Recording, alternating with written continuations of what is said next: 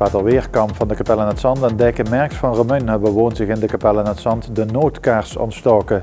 Die wordt ieder jaar met de processie metgedragen, maar wordt alleen maar aangestoken in tijden van nood. De coronacrisis wordt door de kerk ernstig genoeg geacht om die kaars aan te steken. En wanneer dat voor het laatst is gebeurd, is niet bekend.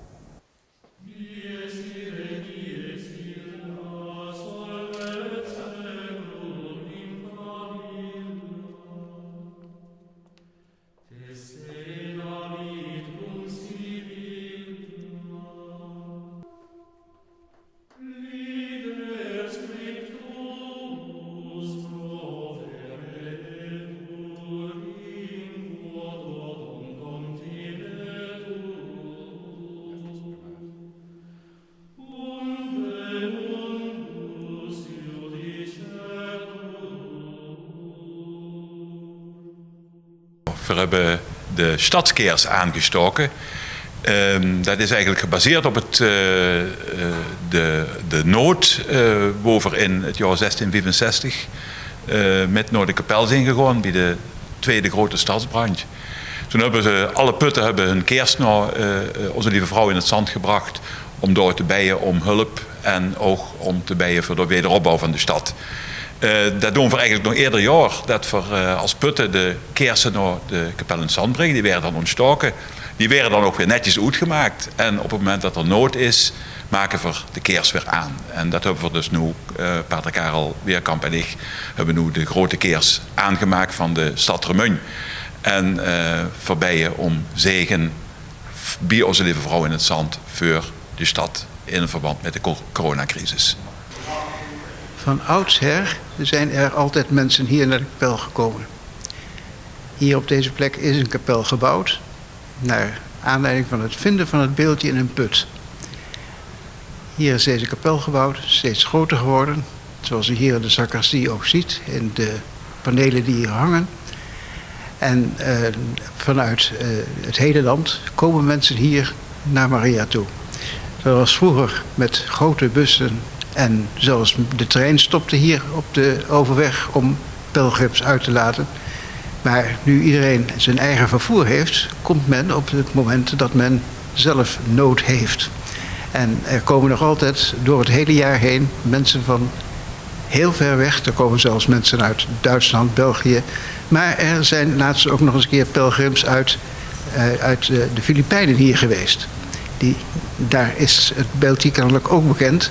En van over de hele wereld krijgen wij wel verzoeken om ook kaarsen aan te steken bij Onze Lieve Vrouw in het Zand.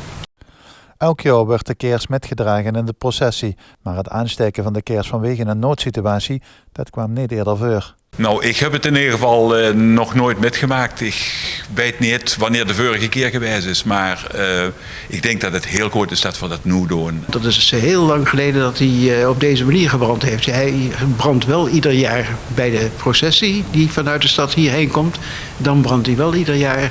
Maar daarvoor in een dergelijke situatie, dat is nog niet eerder voorgekomen bij mijn weten. Ik moet eigenlijk ook nog even zeggen, de burgemeester had hij hier eigenlijk heel graag bij willen zijn. Maar dat ging niet. Verwijten allemaal dat er in Venlo een groot probleem is. En ze kon zich niet vrijmaken vandaag. Maar we willen wel uitdrukkelijk ook met haar en met het gemeentebestuur verbonden zijn. De bisschoppenconferentie heeft besloten, en terecht naar aanleiding van de regeringsmaatregelen, dat er geen vieringen gehouden kunnen worden in onze kerken. En dat is natuurlijk met name in deze paastijd heel erg moeilijk. En voor ons ook in de meimaand. Want de meimaand is hier altijd een hele bijzondere maand. Er komen altijd veel meer mensen juist in de meimaand naar de Kapel in het Zand toe. Om hier bij Maria te verwijlen, hier hun zorgen neer te leggen. Of Maria te komen bedanken voor verkregen gunsten. De kerken zijn open, hier is de processiegang open. De Münsterkerk is de ganse dag open, niet alleen maar het portaal, maar de ganse kerk. Het enige wat we niet doen is met groepen mensen samenkomen.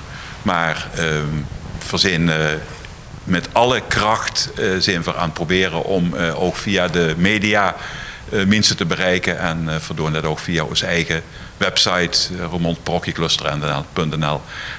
Door zenden we dagelijks de mis uit en we proberen met heel veel mensen toch zo goed mogelijk contact te haaien. Het is in alles een unieke situatie en ook voor rug. En dat je technische hulpmiddelen hebt anno 2020, dat is maar goed hè, dat hij 40 jaar geleden niet gekend. Nee, dat was de ramp nog veel groter geweest. We kunnen in ieder geval met elkaar in communicatie blijven. En dan merken we ook dat de media ontzettend belangrijk zijn. En ik ben ook heel dankbaar dat je hier aandacht aan besteedt. Fijn, daar kunnen veel mensen het met krijgen. Een heel bijzondere plek en misschien ook wel heel treffend dat juist in deze crisis mensen hier naartoe komen. Want de nood is nu hoog. Ja, dat hebben we het afgelopen weekend met name ook gewerkt. Er waren heel veel mensen hier in de processiegang. En heel veel kaarsen zijn hier opgestoken. Mensen die toch hun toevlucht zoeken bij Onze Lieve Vrouw in het Zand. Die Maria vragen om hen bij te staan in deze moeilijke tijden.